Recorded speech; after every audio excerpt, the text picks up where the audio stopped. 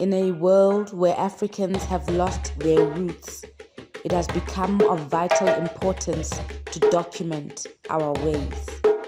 In an effort to reverse the brainwashing of the past, where we were made to believe our ways are demonic, we are pressed to create dignified and respectful platforms to unpack our spiritual ways. Moya light, Moya bright. It's another Moya political series, guys. Thank you so much for joining us. As you know, I always have the people who know how to unpack our society, our politics, what's going on, because we're not all clever. So we have to allow the thinkers and the critical thinkers to take their positions in society. And this afternoon, I'm hanging out with Mayibuye, Melisizwe Mandela. I wanted to call you Mr. Mandela, but it doesn't feel right. Do you go as Mr. Mandela, Vele? Sometimes I have to order people. I'm Mr. Mandela, there's nothing that I can do.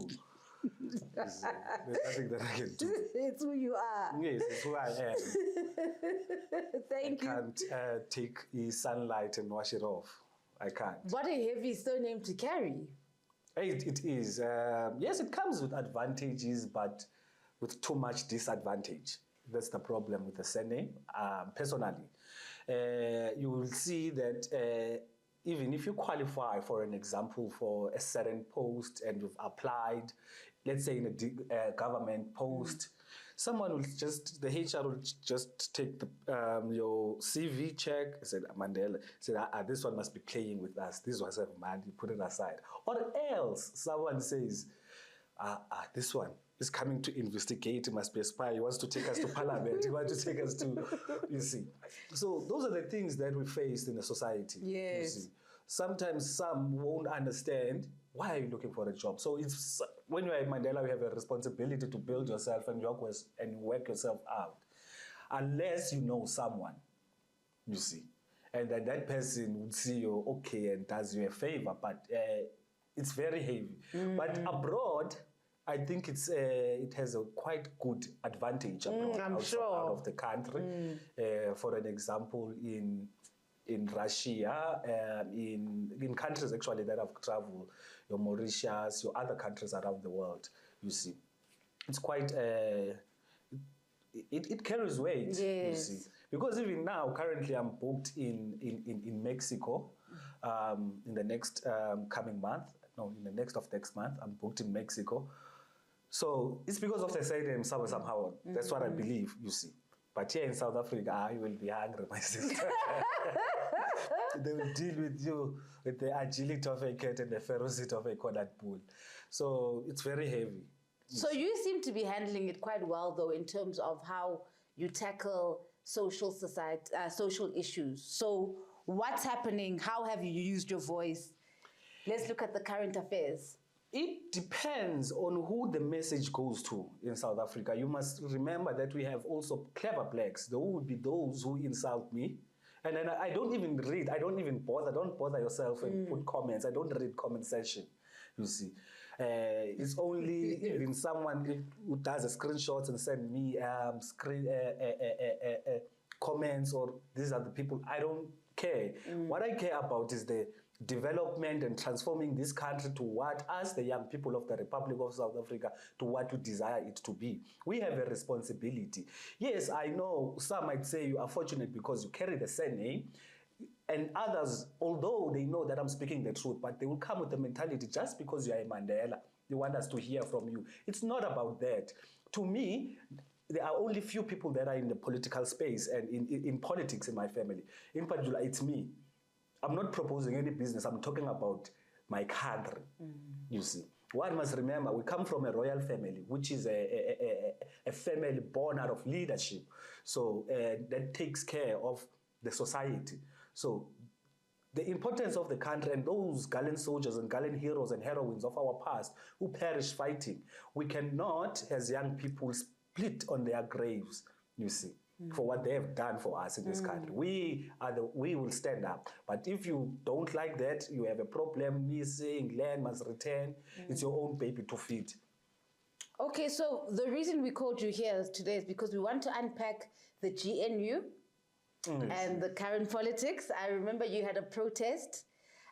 So can we unpack what's happening? What are your thoughts and what's happening to the layman?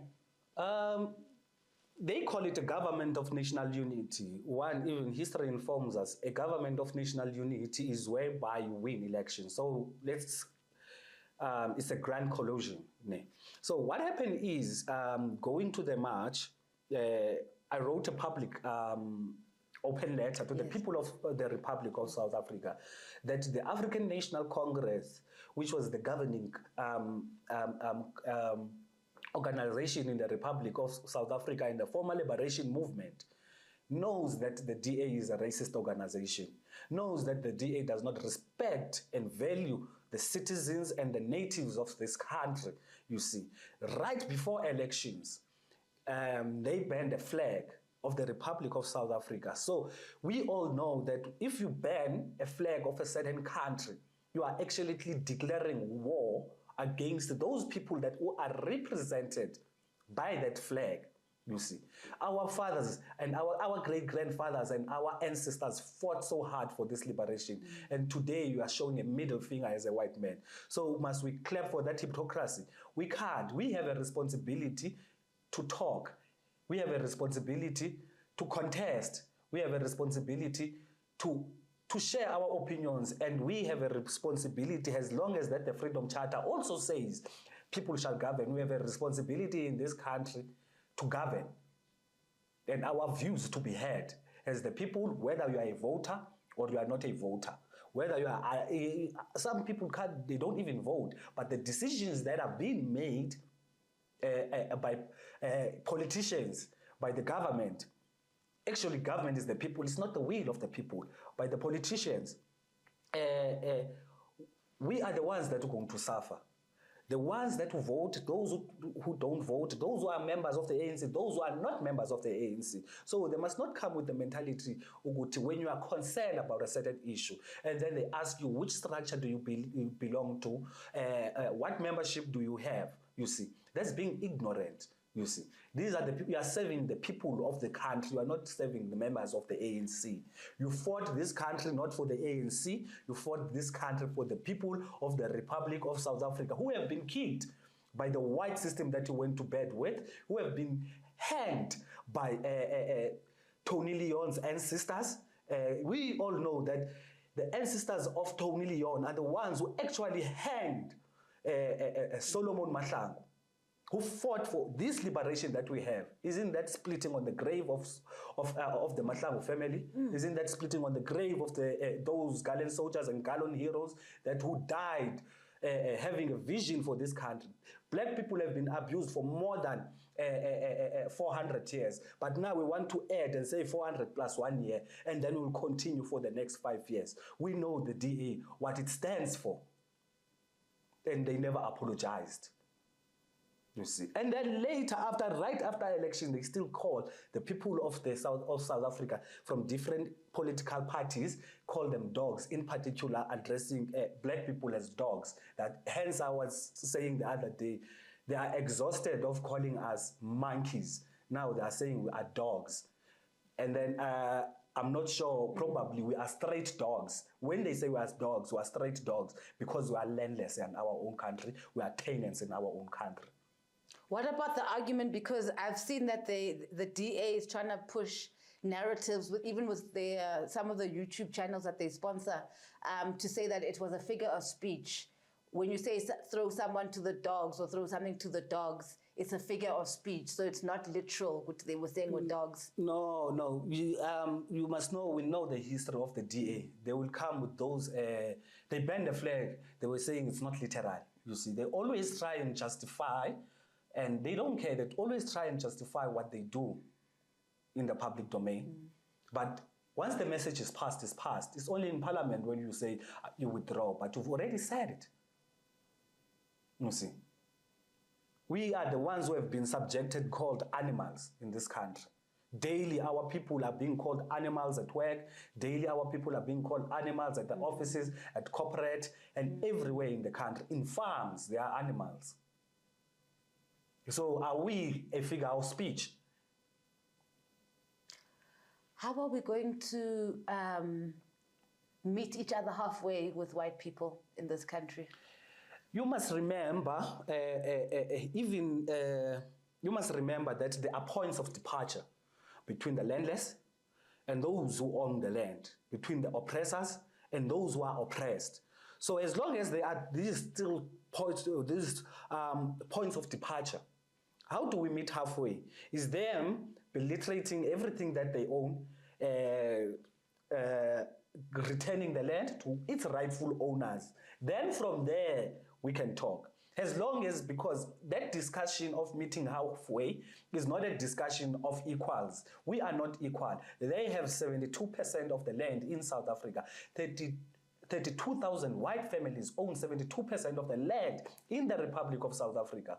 Of which even Groenewald said, if we want to expropriate land without compensation, there shall be a civil war in this country. No one in Parliament called him, unless I remember it was Floyd Shimbavu, you see. He was not called by any court, you see. You hear a young person here saying, if you do this, we're gonna retaliate, we're gonna fight back. That person today is going to court. Yeah. You see, they are ordering, you must come and pay 150,000. Yeah. As a black person, yeah. Where do you get 150,000? Yes, they've done the same to me, yes. We live in a condition of subhuman existence as black people. We don't have money. Asina mali, asinayo ayikho. Sithini? You see.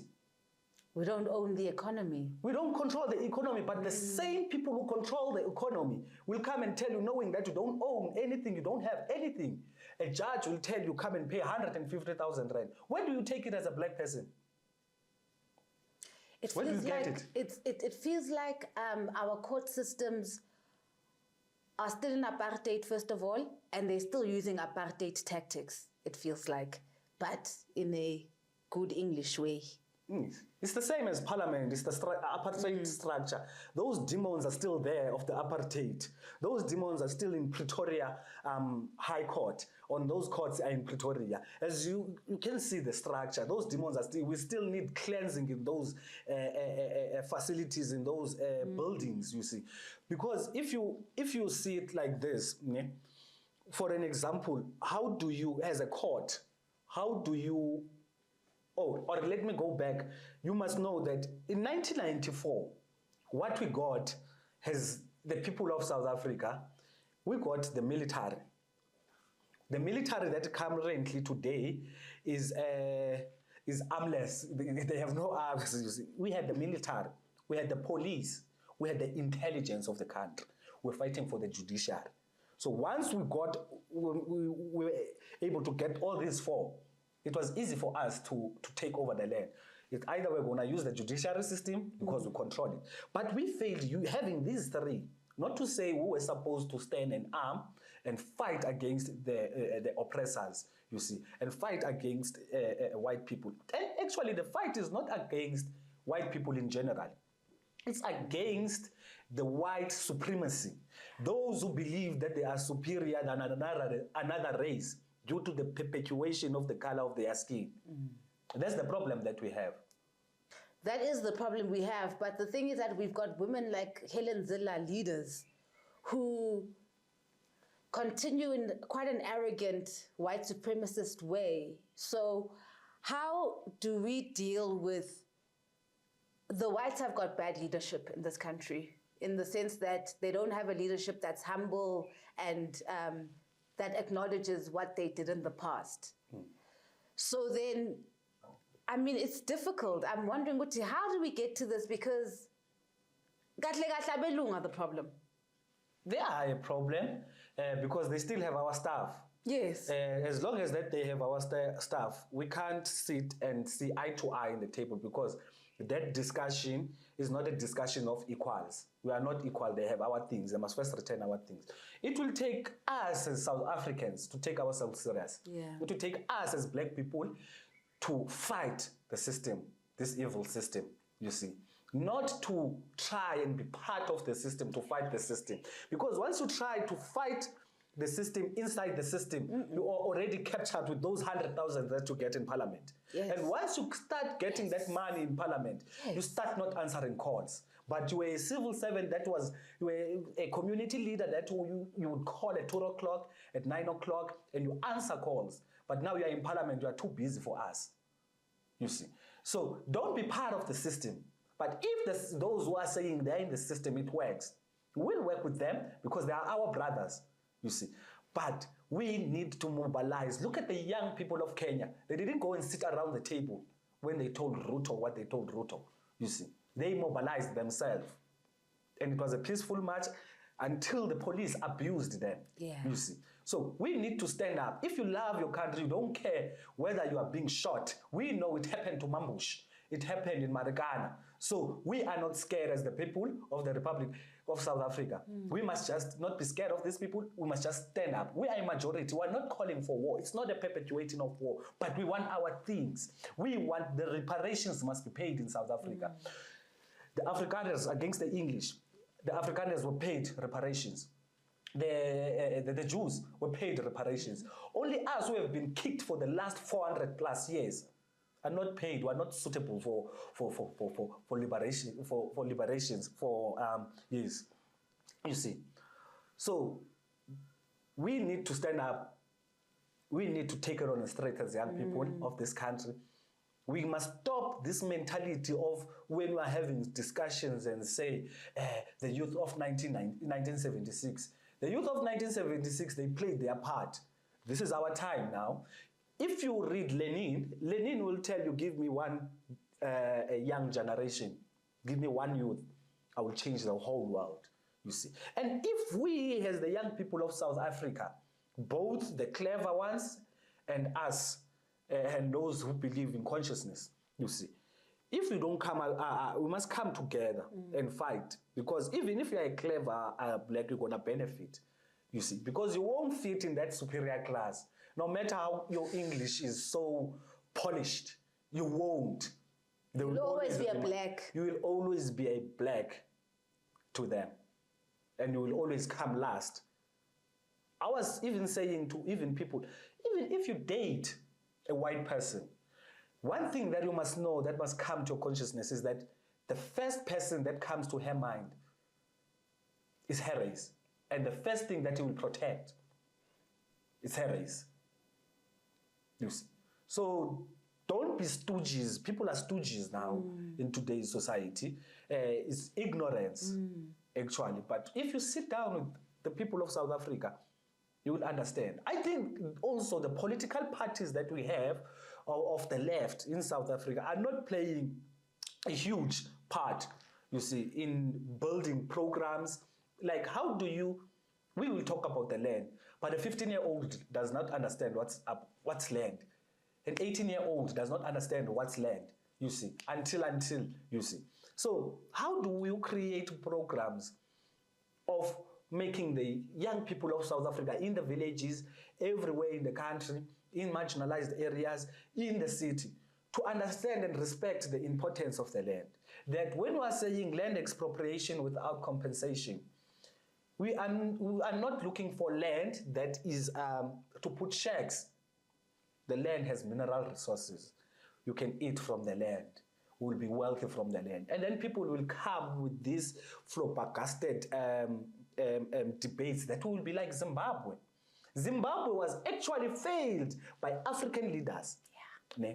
Because when Mugabe stood his ground and said, no, my things, the people of Zimbabwe have land, and Zimbabwe is recovering. They own the land. So we don't have economy. We don't have the markets. So if the markets falls, we are not going to be, we are already hungry. Yes. We are already hungry. So in Zimbabwe, Zimbabwe was failed by African leaders because of they allowed the US to sanction a country inside a continent. And then we didn't trade with Zimbabwe because it's sanctioned by people that you can take 2 flights to go to. You see. So that's how Mugabe was failed, by those who were leaders then. They were supposed to support Mugabe and ignore the West. And that if the West decides to sanction the African continent, it's fine, but as long as they still need us. You see, it's not, this thing is vice versa. It's not them, us needing them. They are the ones who need us. Why do you think that each and every year you will see foreign president coming to Africa? What's so glorious about what's in Africa? You see, they need us. But now we are psychologically, I don't know what, this educational system of indoctrination has conditioned the minds of our people and directed them in the wrong way. You see, you would believe that everything that we have is because of these people from Europe, these it's Europeans, it's white people, but it's not true. Even if they didn't arrive in South Africa, even if they didn't arrive in Africa, we were still going to be innovative because we're growing from there. In fact, development in Africa stopped when white people came. Yeah. It started being slow. Yeah, you see. It stopped. And then it's because also at times, yes, when you look at it, it's the system that they used. They know how we are connected spiritually. So they tried to distance us from those things. That is why the land is important. They gave us shoes. Today we are wearing shoes. But if you say another black person not wearing shoes, you laugh. But the black person that is not wearing shoes, you are actually connecting with the soil. And then white people, what did they do? They learned from us and gave us shoes, and they don't wear shoes, you see. So we need to ask the political parties to go to schools, to go to communities, have churches, have even if it's a church, use it. There was something called Kilombo in Cape Town. It was, Kilombo means running away from slavery. Okay. So in Kilombo on Saturdays, the young people will come together and be there. They will be taught about Biko. Someone will teach them about Biko, read Biko, because you can't read Biko and finish the book and think you understand. But someone will come and try and teach you about the Biko and then give you a book to balance with it. Then you start having homeworks, you start having this debate. So each and every, if it's in Kailicha, there is in Nyanga, there is time whereby we will call one leader from Parliament come and motivate these young people here. And then you have competition. They will understand what's being black. They will understand the importance of the land. At school, have a program. Instead, you are saying now, no to corporal punishment. Why in school, instead of one is misbehaving, you are saying no to corporal punishment, or your punishment is to plow certain seeds. You must take care of them for the next month or 3. Every day you come to school early, you have to water this garden. So there, you are punishing them, but you are also developing something inside out of a child to develop love for agriculture that is currently given to Steenhuisen. That sector, one of the most important sectors. I know, it's basically land. It's land, because when you say land reform, that department doesn't work unless the Section 25 is amended. DAs in government won't allow anyone to amend Section 25. And then that land that Steenhuisen is given is a productive land. Hence, it's a productive land. We've been having a Stellenbosch problem in South Africa. Stellenbosch is a big problem, my sister. It's a big problem in Stellenbosch. But you give them agriculture, who are they going to empower? Of course. Stellenbosch. And Stellenbosch has been taking trillions and trillions of rand out of this country. White people have been taking trillions and trillions of rand out of this country. With the land. With the land. With the land.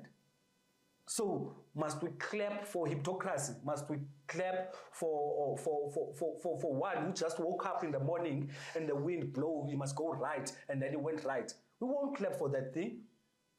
As long as you are a citizen of South Africa and you are a leader, we have all the rights to. It's not even a, what do you call when you, it's not even ukuthi simkhuluma kabi. Simtshela indaba zakhe. Umuntu simxelela indaba zakhe. Ukuthi this is 1 and 2 and 3 that you are doing. This is 1, 2 and 3 that you are doing. You see. So we must create our own programs. We must ask those who are in parliament if they are interested really. The young people must rise in South Africa. You see. For an example, how do you give who is the Minister of Youth? He doesn't identify with the young people's struggle of today. The Minister of Youth alone It doesn't identify with the struggles of young people today. Our struggles are not same as 1976. We don't have an African struggle currently, you see. Yes, that struggle was bad, and they were kicked by the apartheid regime, and it was bad, and they were told by the same apartheid regime how to respond to the kick. But now our struggle is different. How do you empower youth that you don't identify with? Politicians don't identify with the people of South Africa. But as long as there is a movement that at times does voice the voices of the people, we will support, because it's our own brothers and sisters. At the end of the day, they will come back to us. So we need to have programs that will teach young people about the importance of the land, about the importance of our history, you see. And then we take it from there. The constitution is against the people of South Africa. Straightforward. In simple terms, why was the ANC formed? ANC was formed to take over the land, to take the land back. Formed 1912, fine. The constitution of today said you can only claim, because it said you can only claim the land from 1913 June. 1913 June. That's when you can claim the land that you can claim that was taken from 1913 June. But the reason why the ANC was formed, it was because of the land. Jan van Riebeeck, short history.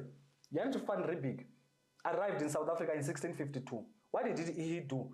He didn't just sit and watch, oh, there's beautiful mountains, and then after then he decided to take the land. He took land. He took our things from there. So even if we claim the land, they say, okay, they give us the land, we can claim until a certain time, as the constitution says. There's no one that's going to claim anything, because our land was taken way before that. I love how they like to ignore that there was the Land Act and the Group Areas Act, and they're so entitled to where they live, you know? We had an interview with Iqbal Serve the other day, and he talked about the Group Areas Act moving Abo Claremont, District 6, all the Khaleds that lived around Table Mountain when they moved to the Cape Flats. And that was done with the Constitution. And I think, as you are saying, Dr. Iqbal Survey has a history about Claremont, and is one of the people that inspires, that is, he's active in Cape Town. He's active not only in Cape Town, around the country. People hate Dr. Iqbal Survey because of his work, you see. Because of his work, and he went to one of the most dangerous platforms, which is the media. The media is not supposed to be owned by a black person. It's supposed to be owned by a white person. So the Group Areas Act, this is painful. They moved people, they took them to squatter camps in Khayelitsha, they became congested. And then today you find our own people, one part of me when I'm there and seeing how my people live dies. When you wake up in the morning, what do you see on the news? One part of me dies. Because even Cyril goes there when he campaigns, and then it makes a joke. He's mocking, he's joking about that. Those are the lives. Our people are placed in the condition of subhuman existence. In Khayelitsha, they even make memories in hell. That's hell. You go look at how Khayelitsha dirty is. There is ubutuvi all over. You will move from Khayelitsha, take a train, or take a taxi, or take a bus, go to work in Camps Bay, Sea Point, Waterfront, Town, CBD. You will clean the streets, everything will be clean, but your area where you come from, so they take someone that is not clean to come to be a cleaner, and it's enslavement. And then you take the same people that are governing that province, which is the Democratic Alliance, and say, let's go to national. So this is what we're going to see nationally. The disaster that is happening and racism in Cape Town, that is what we're going to see nationally. Yes, it has been there, but Cape Town is one of the strongest points where you will face racism and you will feel, hey, I'm black. You know, you raised such an important point earlier on about Parliament and that paycheck. And it's always disturbing me, that Parliament paycheck, because civil service, ne? When the civil servants are getting paid more than most of society, that does not make sense. You must remember, they adopted a system that was there before, that was empowering those that were superior. You know that even in race, as white people have their own classes also as white people, you see. So those that were in parliament were those that were the leadership, those were proper. So they were given those salaries. So when they took over the books, they saw, hey, this is what we get. So they decided, okay, let's not bring the salaries down. Let's capture them. It's the system capturing them with the loan, with the salaries. You must remember, the minister of, there's only one minister in the whole of the cabinet that can address a nation. It's the minister of finance and the president of the country. So those two, who do they report to? They report to the constitution. Who's the constitution? It's a gentleman maybe sitting in New Zealand or wherever in the world watching rugby. I'm not saying it's a human, actually it's a, you see. But they report to the constitution. There's money, and then there's government, there's the president. Why Minister of Sport? They are not interested. They are interested in controlling the finances of the country. So they know once you come as you are hungry, you say, no, I want work. They said, okay, there is a job. They pay you very well. You won't think going at the back. It's nice there. It's nice there. But we must not motivate our young people to go to this current evil parliament of today. It's evil, trust me. How do you, firstly, even the laws that are made in parliament, they speak to the people, they make laws that they know, bona, it won't impact them. When you are saying, how do you say as a citizen, as or even decide as an MP, Uguti, now we are saying people that must be employed, that are employable, must be from 35 downwards. Someone is 72 running a country there. And when we question them, abanye badala bagugile bane inzwane zabo imiqolo ziyaqaqamba bafanele bahambe bayomasajwa. Yo Thandimulise. Yo, yes. You see, badala they were supposed to be calling their grandchildren. Some even have great-grandchildren. You see, but they're still there. But you see, that's what scares me, Wuti. This is a bread and butter thing. It's not about the people. No. It's where you are employed. You are even given a house. Yes. In Acacia and in the Parliament village. You are taken by a bus to Parliament. They ring a bell for you to come and eat breakfast, lunch, and supper. They take you back. It's a nice gig. You see? And then when you decide, I want to go for weekend to Eastern Cape at home, you get a flight, return, come and back. That's it. That's how they live. So why would you think about the people of Khayelitsha when you live like that? That's what I'm saying. Guti, Parliament is just a joke. It's such a joke. All those people are just sellouts. The salaries, the big thing of Kenya is the thing that are supposed to be. These people, this is our tax money. That's what people don't understand. This is our tax money. If now it was, if you can look at your tax, what you call, there was a tax time now currently this week. People were receiving their tax letters. You see, if you can look at and look how much tax do you pay a year, that money of yours goes there. Goes to Mbalula. Goes to Wabo. Mbalula is not in Parliament. It's not in Parliament. Oh, but those salaries that they earn anyways, where do those come from? You must remember the ANC gets money from the Parliament. Every political That's what I'm saying. So is that not part of for the our organization? taxes? But directly we are talking about Parliament. Okay. Balula is not part. Okay. There's one thing that you must remember. It's not that we are sukela or... It's not paid by the state. It's not in the employee of the state. It's the employee of the ANC. Okay. You see. Okay. So your who's this lady? And who would be funding things like the ANC? It's That's what I'm getting at. Who controls the country. There are 3 people that who control the country, but I heard Upanyaza saying his bank balance is not that proper to talk about those 3 people that who control the country. Yeah. So, yeah, we'll see. Yes, but we need to fight. Marikana is not answered. Yeah.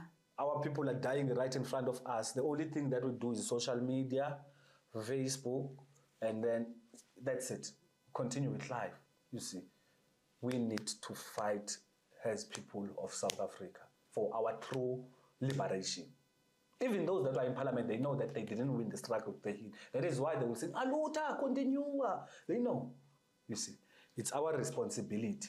It's not that the youth or the South Africans are lazy or we are lazy, but we need to organize ourselves. Then lastly, you know, when I looked at the parliament ministers and the list, right, it just looked so calculated. And even how they gave Gayton, because you know how they consider arts and culture this menial portfolio. Even that, like putting him there and putting DA in home affairs and in land, you know, and I'm just wondering how did they get to that? Who's been trending for the last 3 weeks? Who's been trending the last 3 weeks? It's Gayton Mackenzie. It's a distraction. You see, while the hands takes on the other side. They don't want us to go and look and question home affairs. We must be entertained. Go Gayton. Yes, he's active, he has that passion, he has that energy, you see. But them who control the media, control the people's perception, now they are moving us away from saying, why are you giving a minister, why did you decide to take the basic education to the ANC, to the DA? Why did you decide to give agriculture?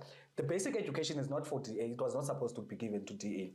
Even the ANC was not even supposed to go in bed with the DA. Yeah. The agriculture, it was not supposed to go. The reason why I'm saying the basic education, agriculture, and home affairs, you see, those are the 3 things that you can sell out the country with. Basic education, for an example, you are giving a basic education to people that were running Western Cape, who has messed up Western Cape. We must remember 18 to 15 years ago, Western Cape was number 1 or number 2.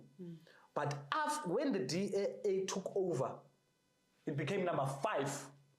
And then you are taking those same people that who messed up the educational system of Western Cape to national.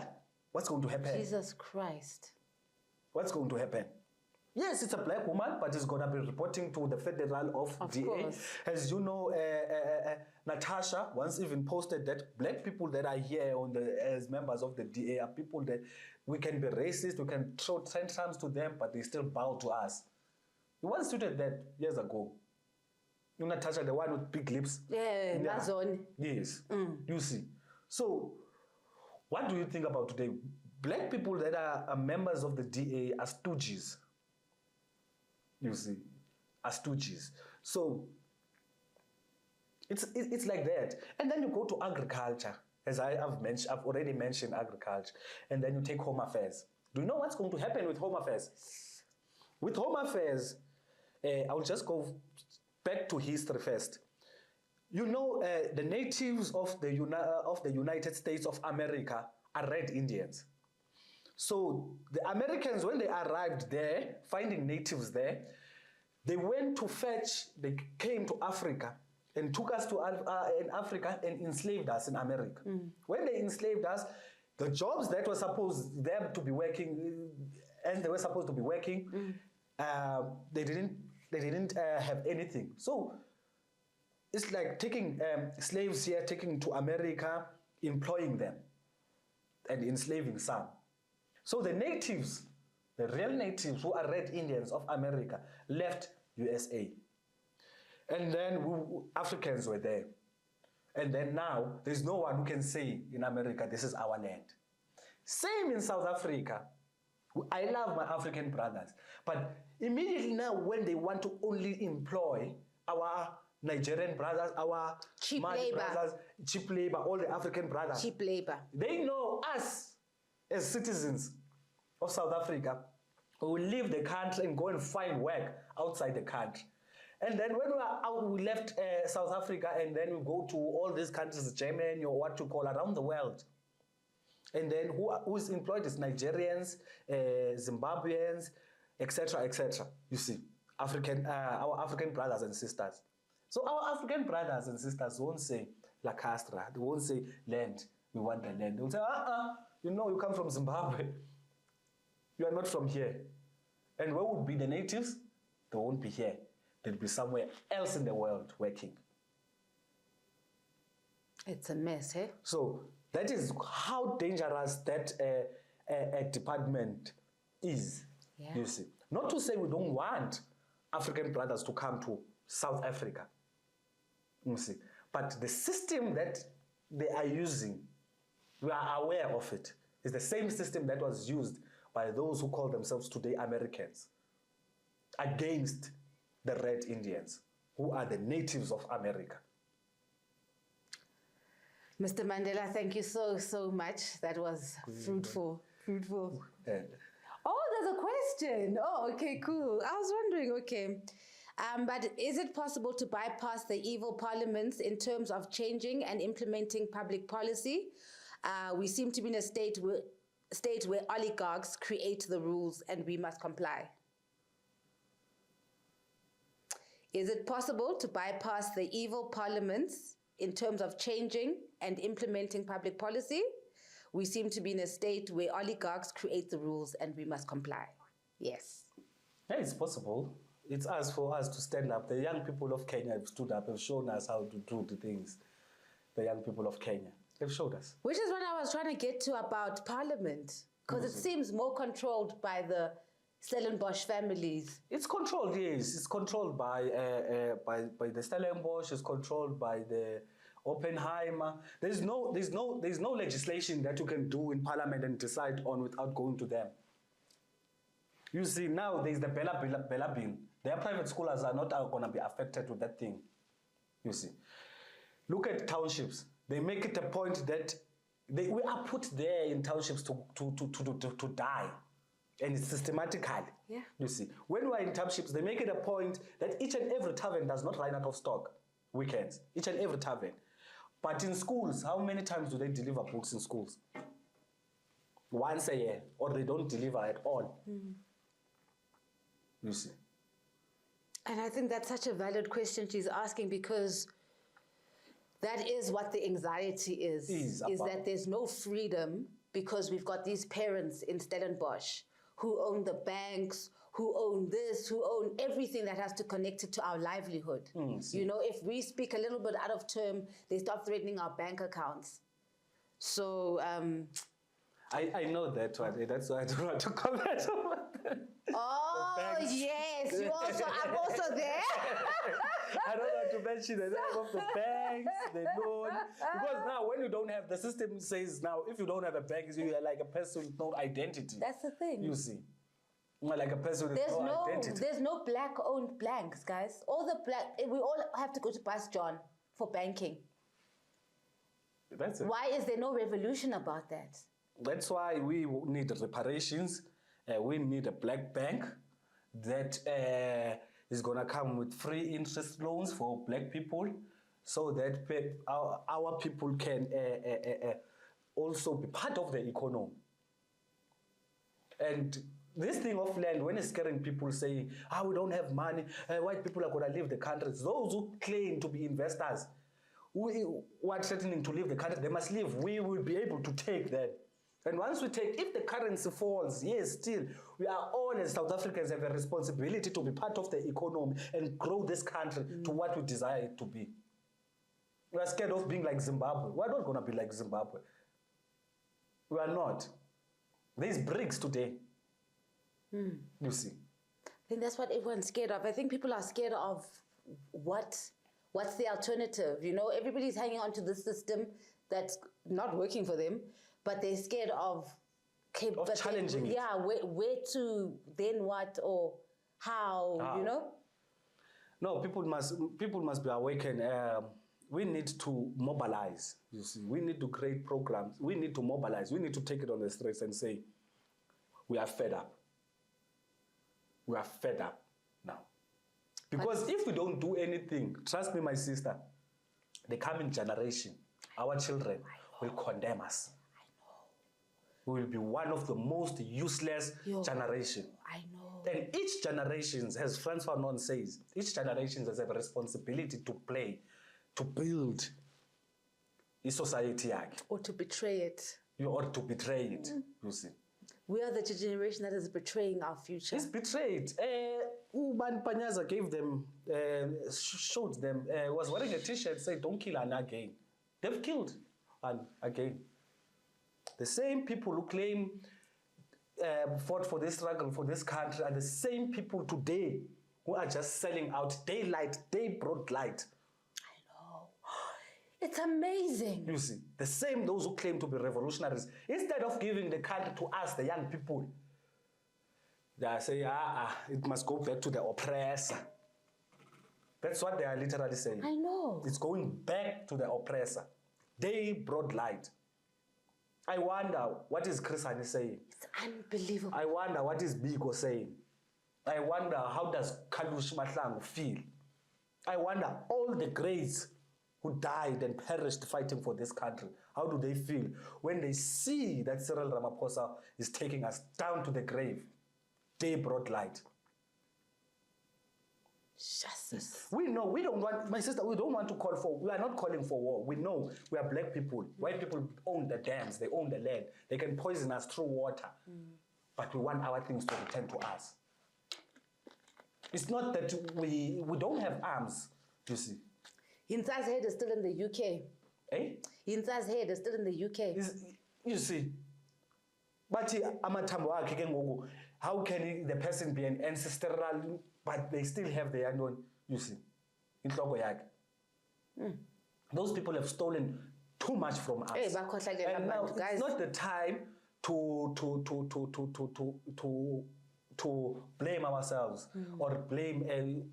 It's time to stand up. Me, I don't care if you give me your money or you don't, you see. Even if I would lose funding, I don't care, but my people must be liberated. Did you get into trouble for that open letter? Because I got the sense you got into a little bit of trouble. No, they just sent the intelligence. It was threats, but we talk to these people and then they go. You see? No, I'm still going to write. I'm still going. This year. I'm still coming with. In Duguyam, the Saifagem Kubain, I'm still gonna harass them, shame. Yeah. This is my. And it's this important. Is our year. You see, this is our year. They said during elections, our 1994 is our 20. Yes. So it must not be like some flabbergasted sort of a Codesa type of implementation. You know, even that narrative came from Abelung. Abelung. So they knew what was happening. Yeah. They knew. You see. Gucci, this is time up. No, we're in trouble. Our people, no, you can't live like this. You can't. When you go to other countries in their countries, even in your own country, you are the first suspect. As a black person, you are the first suspect in your own country. I was telling someone that, you see, in Waterfront, coming from Cape Town, there's City ICC this side, there's a road going to Waterfront, straight Waterfront. Before the British-American tobacco, there's a boom gate. It's not a boom gate, it's just a gate, actually, with security guards, né? Which is our own brothers and sisters. Yeah. Ne? But if I walk at 9 o'clock, shops close at 11, at 12 on Waterfront. If I walk at 9 o'clock from town because it's closed, they will stop you. Or they will follow you until they see where you are going. That's Waterfront. In your own country, that's Waterfront. And we don't drive cars, we don't have money, that's not money. They know, okay, those that who have money is fine, they can drive through. abantu abangenamali, that's what literally they are saying. We don't want them at this time in Waterfront, in our own country. We've got a long way to go. Oh. We've got a long way to go. Thank you so much for joining us, and I hope that you're going to come again, obviously, more often, so that we can keep unpacking politics and your role in it. I don't know if you've got anything else that you want to add on, but sharp. We as South Africans, we must just move away from this tribal division of white nationalists full of white arrogance, trying to divide us as Africans and the South Africans in particular. We must just unite in one umbrella and have a meeting in our heads and decide what's the next move. If you want to buy bread for 50 Rand in 6 months, or you don't. Do you want your country, or you don't? Do you love your country, or you don't? What's so deep about it is that it's not even a race war anymore. It's not, but they are racist. Yeah. They still put us in the lower class. Yes, they're still racist, yes. But they're also suffering. Like when you see white people, you can see they're also suffering. So you wonder, why don't you just let go of the white supremacy and join the struggle? Abelung, you're seeing white beggars more and more and more. White people are suffering. Especially when you go to places like here in Johannesburg, in Gauteng, when you go to the Benoni, Bosbeck side. Whites are suffering, guys. People are suffering. So, but them who are on the streets, they can easily tap out of that situation, easily. Why do you say that? They can stand there if they want to. If they want white people, if they want money, they will get money. You see, they have an upper hand than mna. If on the yindlu or my house has been repossessed, I go stay on the streets. You see. Then it's more of like a choice. That's interesting. It's more of like a choice to them. They can go out. You must know how. Selling keep nama vegetables. So I'm not sure if I agree with you. No, my sister, you would find in Cape Town a person that says I'm a Jew. But if you write his name, that person, and his surname, and stand in the robot, an hour won't pass by here in Sentin. Yeah. So them, even when you can put a black person in this robot with Ferraris, and put another one with Cressidas, a white person will still get money there. Yeah. And even when you put them in the same spot, a white person will make more money than you. So it's a choice to them. It's not that they are there because of a situation. It might be a drug situation. It might be the mother divorced the father, and then they started saying, "Oh, you mom," and then you see because of you see. So they have a choice, Bon. Some of our black people, yes, some of our black people have a choice also there, but others, they have no choice. Them, they all have a choice. My brother, white person, is a superior. A superiorist. You are telling me they can't even loot 10,000 and per month? You're joking, my sister. But a white person is power. Being white in generally, being white in this country. Yeah. This country is led by a white supremacist country. It's a white supremacist country where one of the most unequal societies. Yeah. So you must know, my sister, white is power here. So you're saying it is a race war? It's still a race war? It's still a race war. White is power. There is a race war because we're always reminded that where we come from, we are animals, etc. Whereas we are human beings, you see. But still, white people, we must not say white people suffer. White people don't suffer. In South Africa alone, there is 32,000 white families. Probably they somehow, somewhere, know each other. You see. Do you think those families, over the majority of black people in South Africa, and then those families have 72% of the land, including the mines, everything that we own is in them. Which these things, the land that they have, can feed every child in South Africa and even in a diaspora. I know. And then you say white people they still have, those people have money. They have our resources. So it's a choice to them. There are 32,000 families, we're a minority, they know each other very well. They can take care of each other. It's one choice, you see. I love it. I love it. Thank you so much for always being vocal and brash and bold, and we appreciate you. And thank you for coming to spend time with Moya. Thank you so much, Moya Writes, Moya Light, Moya Upright. Thank you to everybody who joined in on the live stream also. That was Mayibuye, Melisizwe Mandela. Signing out. Thank you. And goes. Who are you when all you were has been diluted by lies and white lines cancelling out all that which has been written of your history? Why do you look at yourself as a mystery? Doesn't the sun shine because you open your eyes? Doesn't the moon stay situated within the same stars your DNA sparkles off? Your spirit knows that surely corner into e off. Buza umoya so you may return to being well off. Because spiritually you are rich, yet your ancestors cry because you are out of reach. But yours is to command all elements while God takes inspiration from the very mirror she looked at to become. Remember who you are and never finish just when they think that with you they are done.